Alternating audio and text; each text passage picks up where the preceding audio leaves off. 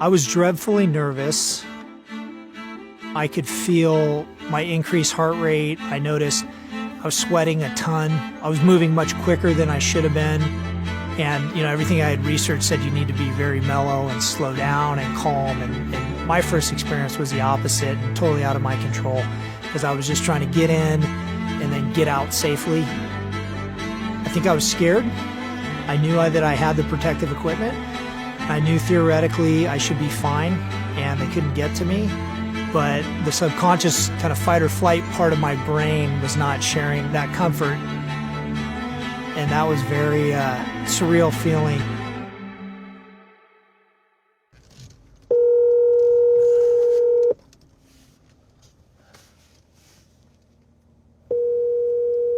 Hey, Justin. Hey, Tom, how are you?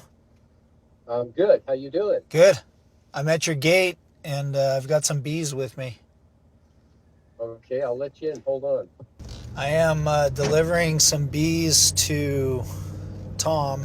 He's decided to get into the hobby of beekeeping, so I had some extra bees, so we set them aside, got them in a hive for him, and I'm going to bring him up.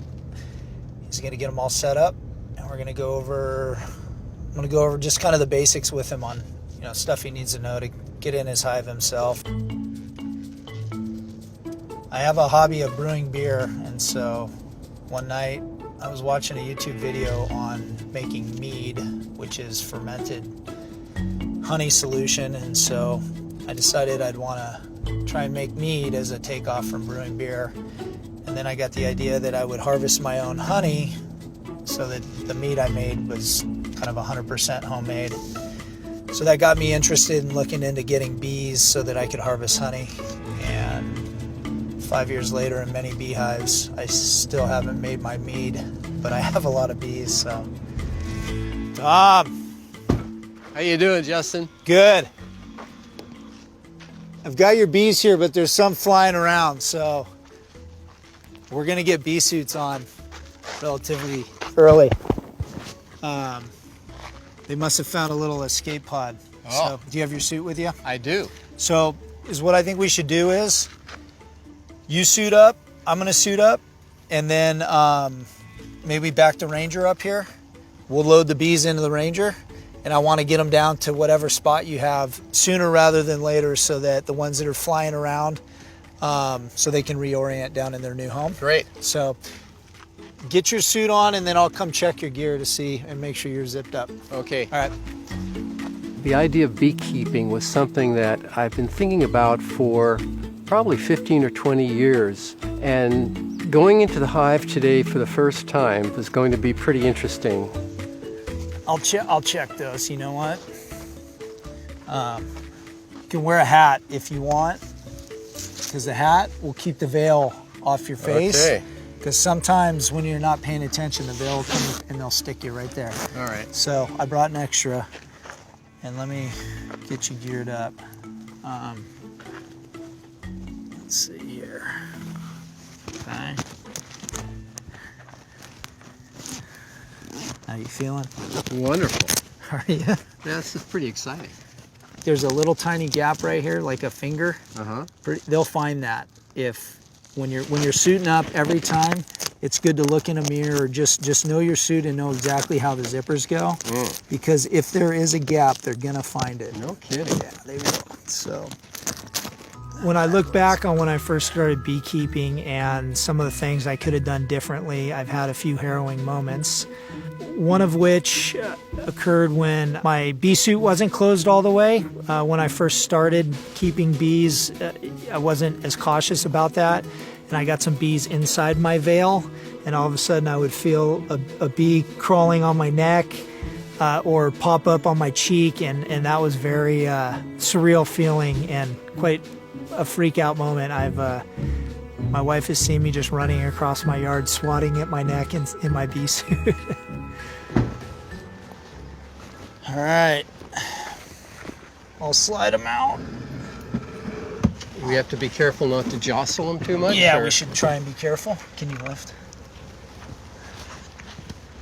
If someone in their heart of hearts really wants to get into bees, but the idea of the unknown or things like that is preventing it, I would say go for it, educate yourself, but I would also link up with someone that I either knew or was local that was already into beekeeping and had experience, because I don't think anything can replace just shoulder to shoulder, being together, going through a hive for the first time. Okay. When we get down there, I'll pull the strap off and all that. We'll get it set up on the hive and we'll pull that out and they'll be free. Cool. Let's do it. What a nice day. When I think about Tom, his experience with his first hive, he's going to face some challenges. Any new beekeeper does. I think he's got to be feeling some nervousness, but I know Tom pretty well and he takes everything head on, and there isn't too much that discourages him or intimidates him. So I think he's going to enjoy it from day one, and I think he's going to have a lot of personal confidence with the way we're going about it. So wherever we want to put them so their entrance is facing south. Okay. And Well, probably down at the end right here would be perfect. Nice. Do you know which way is exactly south? yep. That's due south right there. The studies show that that's where they like to leave their hive if they can. So, get that guy set up. You want to put it in the shade, Justin, or does it have to be level, or? As level as we can get it would be good. Right here looks good too. Let's see. We'll set the hive there. These right here, Tom, when you start doing hive inspections, Yep. you can pull frames out and temporarily set them here. It's a really nice function to have. These stands are real nice. So, Cool. all right, let's see here. If you want to guide me on there so I get in between.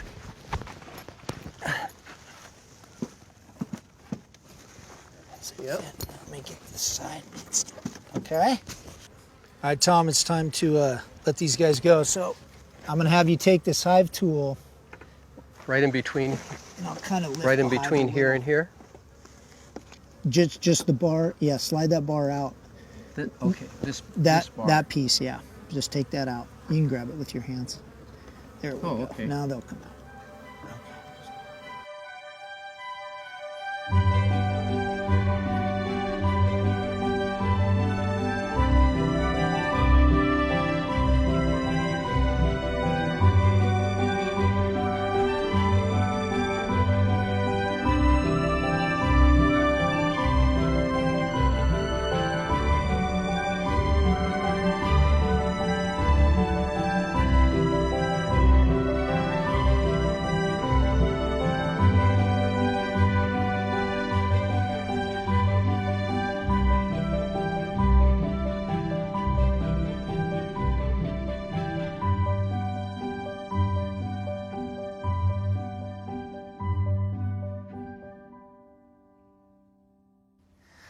All right, Tom, before we get you going on your bees, I want to go over the basic equipment, some of the hive components that you'll need to know right away.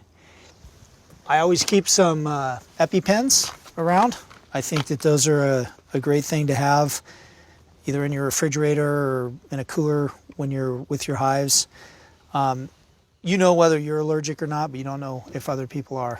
Neighbors, friends, family, things like that. So I think that's a great piece of insurance to have. Great. And you're going to use the smoker to smoke your bees. And what it does is, I don't know that it necessarily calms the bee, but the smoke interferes with their ability to communicate with each other. So if they decide they don't like you in the hive and they all want to start talking about finding that hole in your bee suit and to get you, that smoke will help slow down or interfere with their ability to communicate.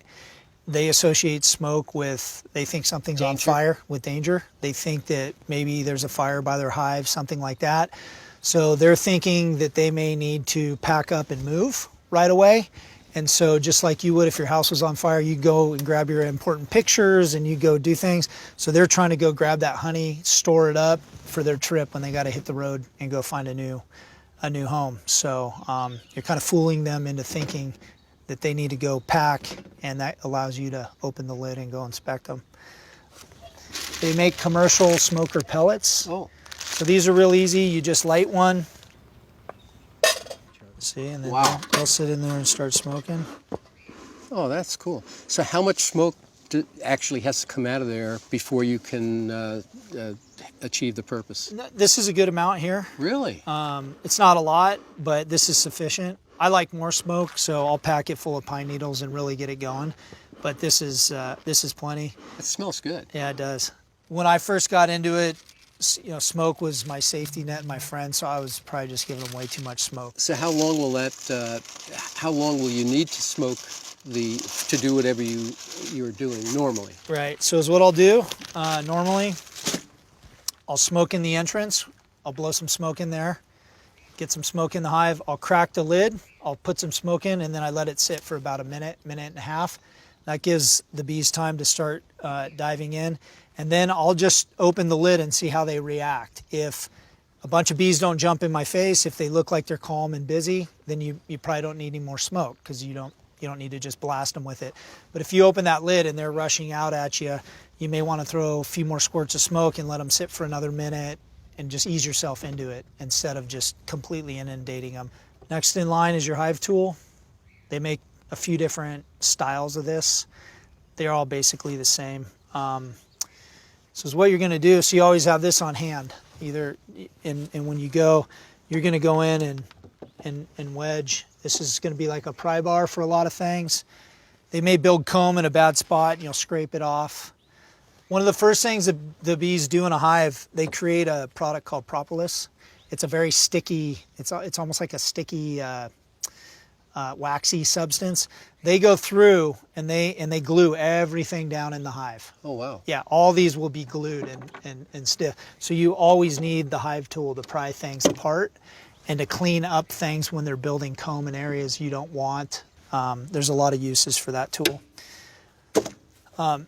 This is called a super, and these are the frames that go in it, okay? There's 10 of these in this hive. They're specifically designed to have a space that works for the bees to keep the temperature in the hive optimal for what they need to raise their young, to survive, and to keep their honey and nectar from dripping out of the hive. So the next tool, I haven't used my brush very often, but this is a bee brush. I think guys that are producing a lot of honey probably use them more, but it's very gentle, and you can manipulate or move the bees without hurting them with this. So, if this was bee comb you were looking at, but it was covered in bees, and you needed to see past the bees, you could take this brush and lightly brush them off, and it won't hurt them or crush them, but it'll move them, and now you can inspect that part of the comb you want. And will by doing that, will it antagonize the bees, or are they pretty docile and will just... It depends on the particular bees. I have certain hives that will agitate them, and I have other hives that they'll just move out of the way and it won't be a big deal. So yeah, it definitely has the potential to, antagonize them a little because you're manipulating them. But again, it's just going to depend on the particular hive. And you'll get to know your hives over time, and hey, this hive I know is a little more aggressive than that one. I don't use the brush in there and things like that. I've learned, my experience has been in a hive body, they raise their babies more in the middle here. And then as you get out, it gets more food stores and honey.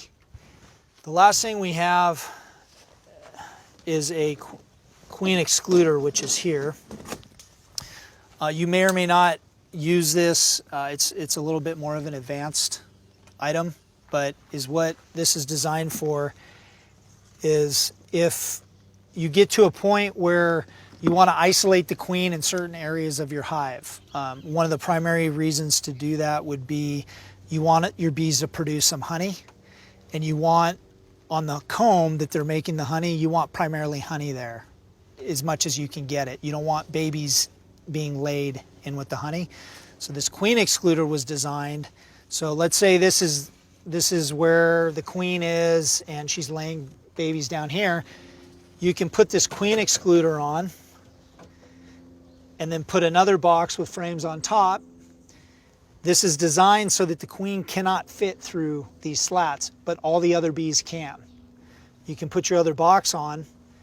You know now that whatever's built in the second box, there will not be a queen laying eggs or babies. It increases the potential that you'll get straight honey up there or pollen or nectar. And so that's what these queen excluders are primarily for. So I have a question for you. A couple of minutes ago you said when you get stung, or now, so this bee suit that I have is supposed to give me really good protection. Yes. How likely is it that I'm going to get stung as I'm enjoying this hobby? If your suit's properly attached, you have your hat on, I would say you're going to get stung less than 1% of the time if you just pay attention to what you're doing. But you will get stung. So, and what do you think when you get stung? Makes the honey taste sweeter. So that's a rundown of the hive. That's what you're going to be looking for. And we'll go into one of my hives and I'll show you this stuff in action.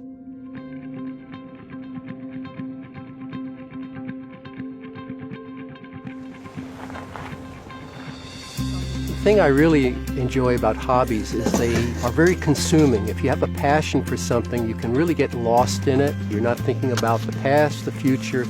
You're just really right in the moment. It can also bring a lot of joy to your life. When I go into my beehive, I get a total moment of clarity. It's one of those points in time that doesn't happen that often, at least for me, where I'm so focused on my inspection of the bees that I'm not thinking about anything else. And there's something subconscious in my brain that relieves a lot of stress for me. All right. So now we're going to see how they react. Okay. We'll just set that down. Wow. You're going to want to go real gentle. Slow movement. Slow is good. Wow. These guys are just hanging on top. Holy smoke. No pun intended. So, like, I'll just set these guys here. Wow. Now, see how these bees don't really do much here? They're nice, calm bees. If they weren't as calm, they'd be jumping up at you. Okay? And it's a little windy with smoke. So is what you'll do, when you get it, like we need to get a frame out, right? Mm-hmm. So you just come in real gentle and just kind of push these guys out of the way. So you try not to crush them. Now I'm gonna kind of Jar it. It's stuck to this one, so I'm gonna go in over here. I'm gonna twist it to separate it on that end and that end. Now I can come in And lift up. and you're gonna be real gentle and you'll get it. Wow. And you're gonna come out real slow. Holy smoke. Okay? Wow. Now you're immediately, my queen's marked. It has a green dot on it. So if you see something with a green dot, let me know. But, so if you look here, something you can do if you want to, like I want to move these guys so we can look in here. You can use that brush or you can blow on them and they'll run out of the way. See, there's nectar here. Yeah. And this is covered babies here. There's some larvae. There's eggs here I can see. And this guy's drinking. Yeah, they honey, smelled huh? a little smoke and they're in there trying to get some stuff out. And I see down here the honeycomb is outside of the Yeah, they've frame. built, and that's where you'll take this hive tool and you can clean that stuff up and just leave it on the ground. They'll reuse it, but you can clean that stuff up if you want. Wow. And you see you can move real gentle and they'll kind of get out of your way. We call that burr comb. Like burr, it's cold. Burr comb is comb they build in places you don't want. And here's a little honey up here. See the honey? Yeah. So they've got brood babies, open space where they're doing either nectar or eggs. They've got nectar and honey up here. Yep. Okay, so now I'll leave this out And if I had a hive stand, I could put this in that, save it. So you can just set this real gentle. Just let them be, and now that creates space now to move some more frames. So now I'll get the next frame. And then you want to try and pry it up. Sure. It's, yeah, if you can, however you can lift it. Okay. So you'll pull up. You're going to immediately look for the queen.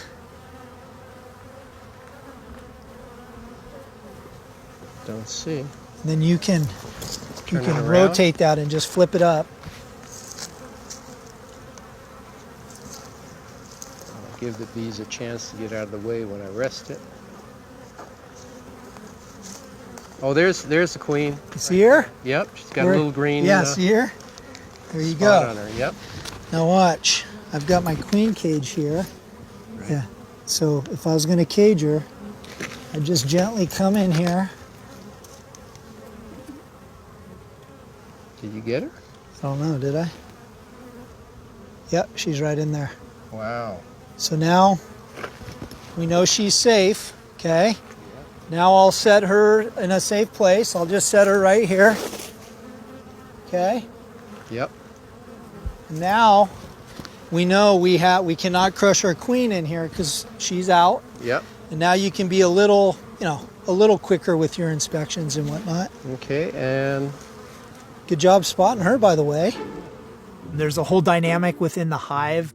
They're always competing for space and resources, and there's a democratic process that takes place in the hive where certain bees are making decisions for other bees, and sometimes I compare that or analyze that against the way humans operate.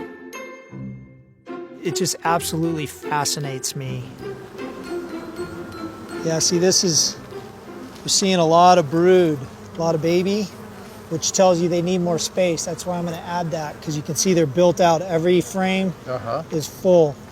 So that's plenty. We're probably good. I might button these guys back up and I'm going to add a box so they have room to grow from here. And see, it's really nice to know we have the queen out of the way. I know I'm not squishing her. Now is what we'll do is we're going to add a box, okay? Just kind of get it on and slowly.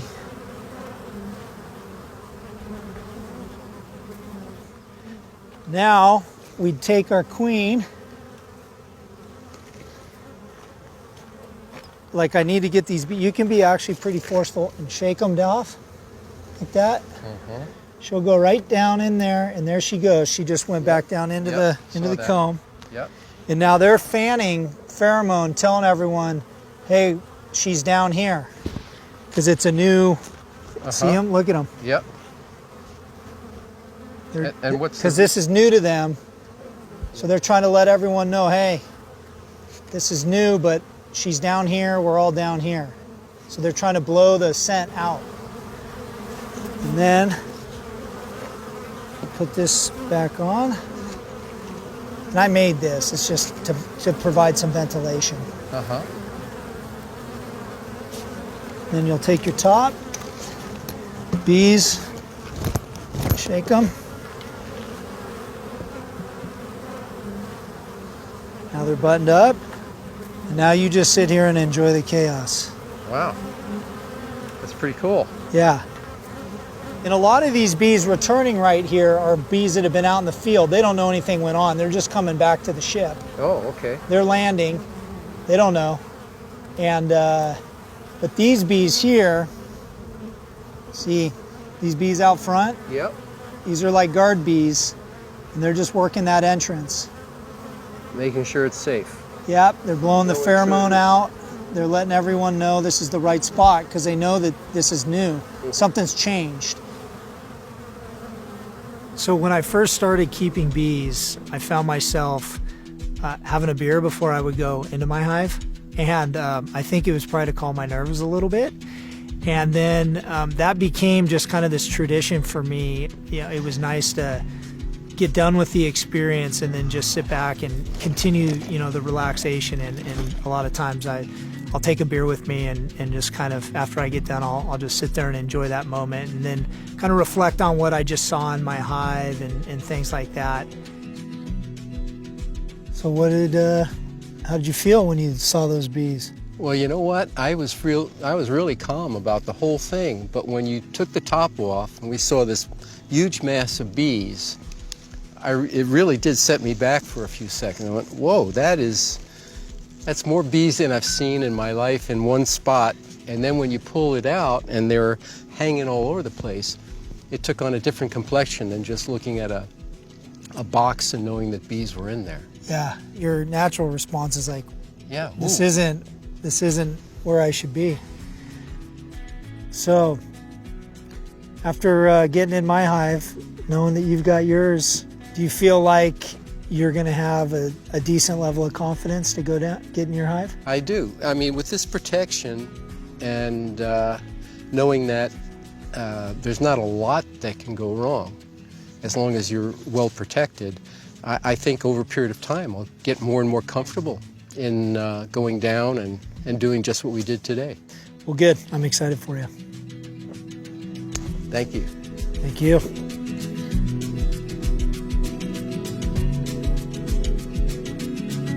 This was fun. Thank you for spending a whole day out Oh, there. thank you for hanging in there.